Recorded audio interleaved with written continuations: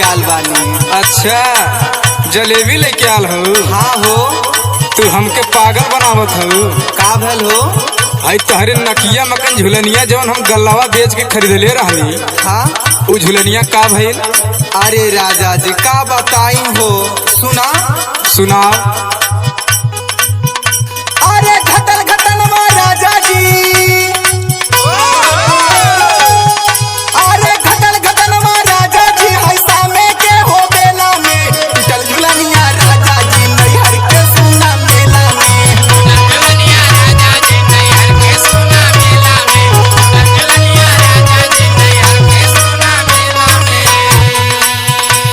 नैहर के हाई मेला में, नैहर के हाई मेला में टूटल झुलनिया राजा जी नैहर के सोना मेला में। झुलनिया राजा जी नैहर के सोना मेला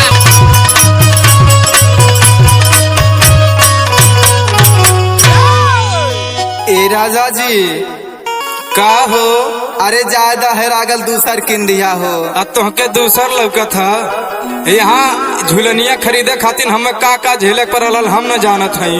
सुना हमार बात पहले सुना। सुनावा। हरी उहेर झुलनिया मोरे ससुरु के निशानी, हरी उहेर झुलनिया मोरे ससुरु के निशानी।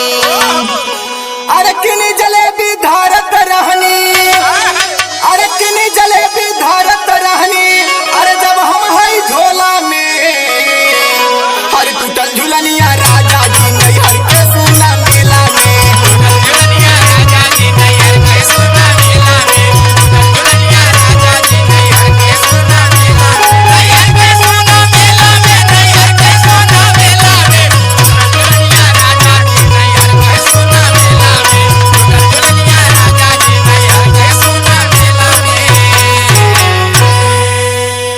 और सुनाए राजा जी तोहके तो झुलनिया लौकत बा। सुना हमारे नैहर के कितना लोग बोलत रहे हो। कितना बोलत हल? के का कहता हल बतावा। हर मेला से जब हम घरे गईनी, अरे मेला से जब हम घरे गईनी, अरे बबुआ कैले जीद, अरे बबुआ कैले जीद, अरे सर्कस के हई खेला में अरे टूटल झुलनिया राजा जी नैहर के सोना मेला में। झुलनिया राजा जी नैहर के सोना मेला में, झुलनिया राजा जी नैहर के सोना मेला में। नैहर के सोना मेला में, नैहर के सोना मेला में टूटल झुलनिया राजा जी नैहर के सोना मेला में। झुलनिया राजा जी नैहर के सोना मेला में, झुलनिया राजा जी नैहर के सोना मेला में।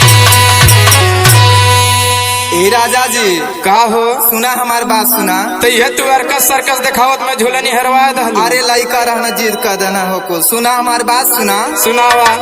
अरे बतियाला मान मोर पियावा रकेश, अरे बतियाला मान मोर पियावा रकेश।